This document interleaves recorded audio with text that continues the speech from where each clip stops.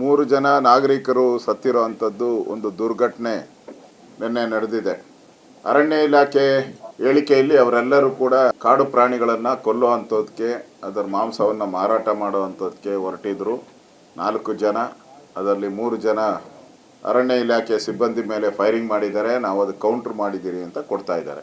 ಇನ್ನೊಂದು ಕಡೆ ಅಲ್ಲಿರುವಂಥ ರೈತ ಸಂಘ ಇರ್ಬೋದು ಅಥವಾ ಅವರ ಕುಟುಂಬಸ್ಥರು ಇದು ನಕಲಿ ಎನ್ಕೌಂಟರ್ ಅಂತೇಳಿ ಹೇಳಿಕೆಗಳನ್ನು ಕೊಡ್ತಾ ಇದ್ದಾರೆ.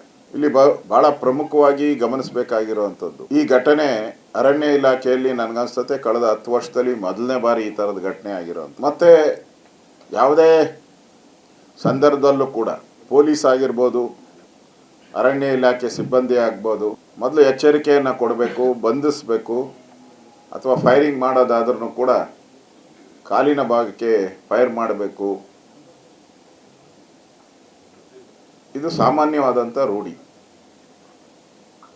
ಈಗ ನೇರವಾಗಿ ಎದೆಗೆ ಗುಂಡು ಬಿದ್ದಿದೆ ಅಂತೇಳಿ ಅವರ ಕುಟುಂಬಸ್ಥರು ಆಪಾದನೆಯನ್ನು ಮಾಡ್ತಾ ಇದ್ದಾರೆ, ನಾಗರಿಕರು ಆಪಾದನೆ ಮಾಡ್ತಾ ಇದ್ದಾರೆ. ಮತ್ತು ಆ ಬಾಡಿನೆಲ್ಲನೂ ಕೂಡ ನಾನು ಪೊಲೀಸ್ SP ಹತ್ರನೂ ಮಾತಾಡಿದೆ. ಯಾರೇ ಸತ್ತಾಗ ಪೊಲೀಸರು ಹೋಗಿ ಅಲ್ಲಿ ಅದನ್ನು ಮಹಾಜರು ಮಾಡಬೇಕು, ಸ್ಪಾಟಲ್ಲಿ. ಅದು ಕರ್ತವ್ಯ. ಅದು ಇಲ್ಲಿ ಆ ಪೊಲೀಸರು ಮಹಾಜರು ಮಾಡೋಕ್ಕೆ ಮುಂಚೆನೇ ಆ ಎಲ್ಲ ಬಾಡಿಗಳನ್ನು, ಆ ಹೆಣಗಳನ್ನು ತೆಗೆದುಕೊಂಡು ಮೈಸೂರಿಗೆ ಬಂದಿದ್ದಾರೆ.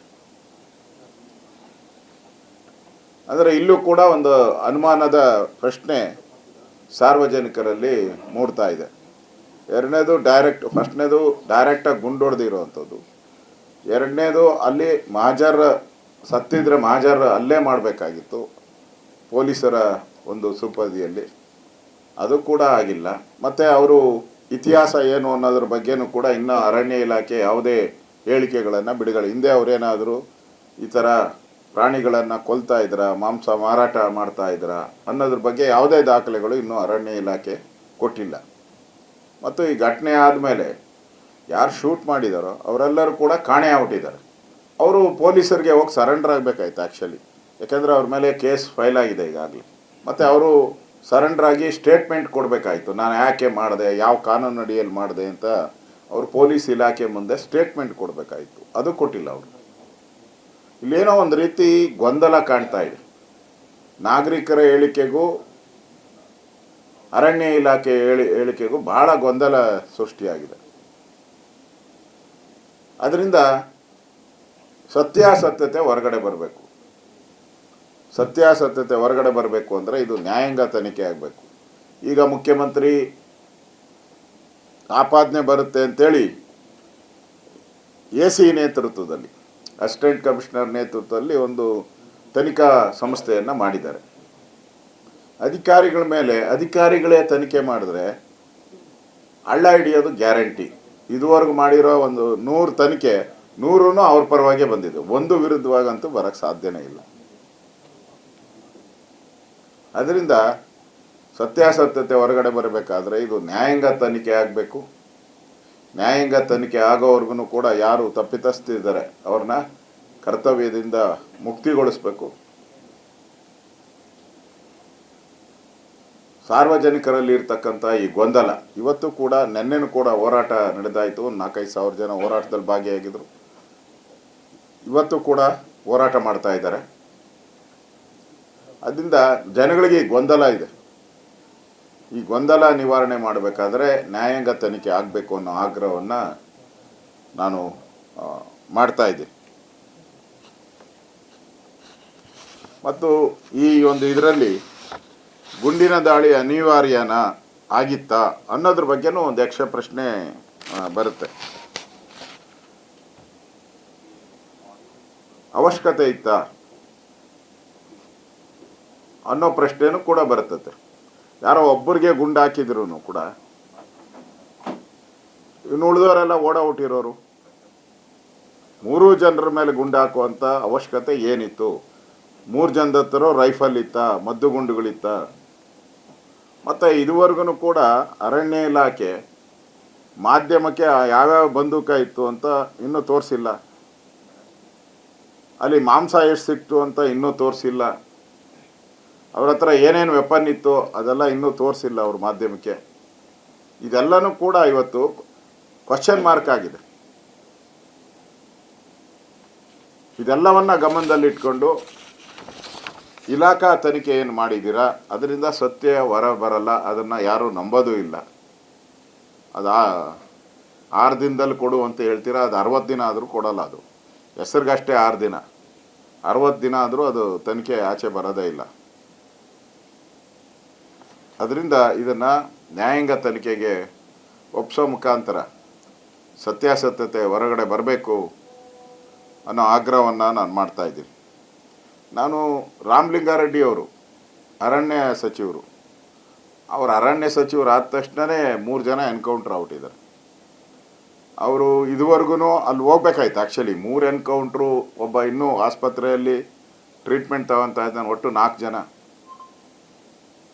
ಸ್ಥಳಕ್ಕೆ ಭೇಟಿ ಮಾಡಬೇಕಾಯಿತು, ಅರಣ್ಯ ಸಿಬ್ಬಂದಿಯ ಸಭೆ ಮಾಡಬೇಕಾಯಿತು, ಅಲ್ಲೇ ಸಭೆ ಮಾಡಬೇಕಾಯಿತು. ಮತ್ತು ಅಲ್ಲಿ ನಾಗರಿಕರು ಏನು ಪ್ರತಿಭಟನೆ ಮಾಡ್ತಾ ಇದ್ದಾರೆ ಅವ್ರ ಜೊತೆ ಸಂವಾದ ಮಾಡಿ ಅವ್ರಿಗೆ ನ್ಯಾಯ ದೊರಕಿಸ್ಕೊಡ್ತೀರಿ ಅಂತೇಳಿ ವಿಶ್ವಾಸ ಮೂಡೋ ರೀತಿ ಅವರು ಕಾರ್ಯನಿರ್ವಹಿಸಬೇಕಾಯಿತು. ಆದರೆ ಅರಣ್ಯ ಸಚಿವರು ಇನ್ನೂ ಆ ಸ್ಥಳಕ್ಕೆ ಹೋಗಲೇ ಇಲ್ಲ. ನನಗನ್ಸ್ತತೆ ಅವರು ಬೇಜಾರಿಂದ ಹೋಗಿಲ್ವಾ ಅಥವಾ ಇಲಾಖೆ ಇಷ್ಟ ಇಲ್ವೋ ನನಗೆ ಅರ್ಥ ಆಗ್ತಾ ಇಲ್ಲ. ನನಗನ್ಸುತ್ತೆ ರಾಮಲಿಂಗಾರೆಡ್ಡಿ ಅವ್ರಿಗೆ ಪಾಪ ಕಾಡಲ್ಲೂ ನೆಮ್ಮದಿ ಇಲ್ಲ, ನೀರಲ್ಲೂ ನೆಮ್ಮದಿ ಸಿಕ್ಕಿಲ್ಲ. ಅವ್ರಿಗೆ ನೀರಾವರಿ ಇಲಾಖೆ ಕೊಟ್ಟಿದ್ರು, ನೀರಲ್ಲೂ ನೆಮ್ಮದಿ ಸಿಕ್ಕಿಲ್ಲ.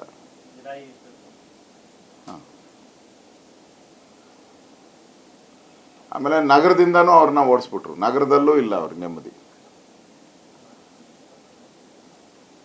ಅವ್ರು ನಗರದಲ್ಲೂ ಇರೋಕ್ಕೆ ನೆಮ್ಮದಿ ಕೊಟ್ಟಿಲ್ಲ, ಅಲ್ಲಿಂದ ನೀರಾವರಿಯಲ್ಲೂ ನೆಮ್ಮದಿ ಇಲ್ಲ, ಈಗ ಫಾರೆಸ್ಟ್ಗೆ ಹೋದರೆ ಅಲ್ಲೂ ನೆಮ್ಮದಿ ಇಲ್ಲ. ಆ ಪರಿಸ್ಥಿತಿ ರಾಮಲಿಂಗಾರೆಡ್ಡಿ ಅವ್ರದ್ದು. ಒಲ್ಲದ ಖಾತೆ ಕೊಟ್ಟು ಅವ್ರನ್ನ ಒಂದು ರೀತಿ ಕಾಂಗ್ರೆಸ್ ಪಾರ್ಟಿ ಒಂದು ಟಾರ್ಚರ್ ಮಾಡ್ತಾ ಇದ್ದಾರೆ ಅಂತ ಅನಿಸುತ್ತೆ.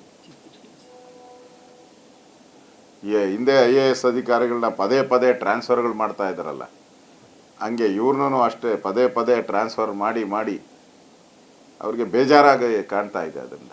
ಆದರೆ ಕರ್ತವ್ಯ ಒಬ್ಬ ಮಂತ್ರಿಯಾಗಿ 3 ಜನ ಎನ್ಕೌಂಟ್ರ್ ಆಗಿರೋ ಅಂಥದ್ದು ನನಗನ್ಸುತ್ತೆ ಹಿಂದೆ ವೀರಪ್ಪನಿದ್ದಾಗ ಭಾಳ ಆಗಿದೆ ಈ ಥರದ್ದು. ಅದು ಕಾಡುಗಳರದು. ಈ ಘಟನೆಗೆ ಕೂಡಲೇ ಅವರು ಸ್ಪಂದನೆ ಮಾಡಬೇಕಾಯಿತು. ಕೂಡಲೇ ಸ್ಥಳಕ್ಕೆ ಹೋಗಿ ಸತ್ಯಾಸತ್ಯತೆಯನ್ನು ಒಬ್ಬ ಮಂತ್ರಿಯಾಗಿ, ಬೇರೆ ಮಂತ್ರಿ ಹೋಗಿ ಅಲ್ಲಿ ಇಲಾಖೆಯ ರಿವ್ಯೂ ಮಾಡೋಕ್ಕಾಗಲ್ಲ. ಸಂಬಂಧಪಟ್ಟಂಥ ಮಂತ್ರಿಗೆ ಮಾತ್ರ ರಿವ್ಯೂ ಮಾಡೋವಂಥ ಅಧಿಕಾರ ಇರ್ತದೆ. ಮುಖ್ಯಮಂತ್ರಿ ಮಾಡ್ಬೋದು, ಅದು ಬಿಟ್ಟರೆ ಮಂತ್ರಿಗೆ ಅಧಿಕಾರ ಇರುವಂಥದ್ದು ಸಂಬಂಧಪಟ್ಟಂಥ ಇಲಾಖೆಗೆ. ಅದರಿಂದ ರಾಮಲಿಂಗಾರೆಡ್ಡಿಯವರು ಕೂಡಲೇ ಆ ಸ್ಥಳಕ್ಕೆ ಹೋಗಿ ಸತ್ಯಾಸತ್ಯವನ್ನು ಜನಗಳ ಮುಂದೆ ಇಡಬೇಕು. ರಾಜ್ಯದ ಮುಖ್ಯಮಂತ್ರಿ ಮಿಸ್ಟರ್ DK ಶಿವಕುಮಾರ್ ಅವರು ಕೂಡಲೇ ಇದನ್ನು ನ್ಯಾಯಾಂಗ ತನಿಖೆಗೆ ಒಪ್ಪಿಸಬೇಕು ಅನ್ನೋ ಆಗ್ರಹವನ್ನು ಮಾಡ್ತಾ ಇದ್ದೀನಿ.